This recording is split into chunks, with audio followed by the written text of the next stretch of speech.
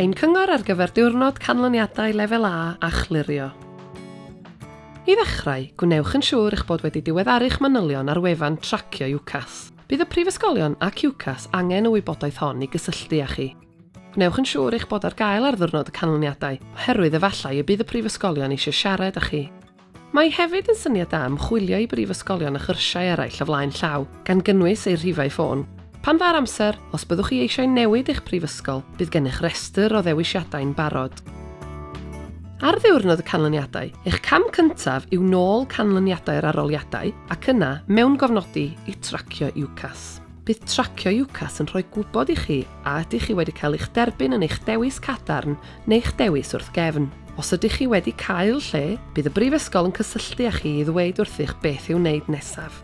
Os nad ydych chi wedi sicrhau lle yn eich dewis cadarn neu eich dewis wrth gefn, peidiwch â phoeni. Byddwch yn cael eich cynnwys yn awtomatig yn y drefn Glirio'r, sy'n rhoi cyfle i chi siarad â phrifysgolion yn uniongyrchol am y lleoedd sydd ar gael ganddynt.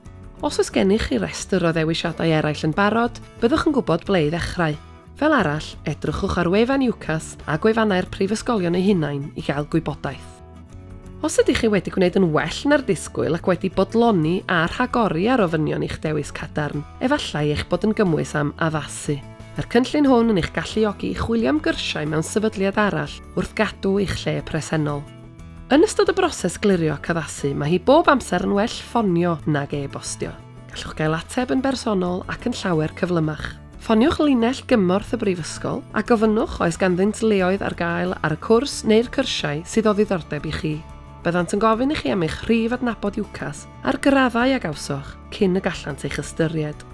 Os byddwch yn cael cynnig ar lafar dros y ffôn, bydd angen i chi fewn gofnodi i tracio UCAS i ychwanegu'r dewis a llaw.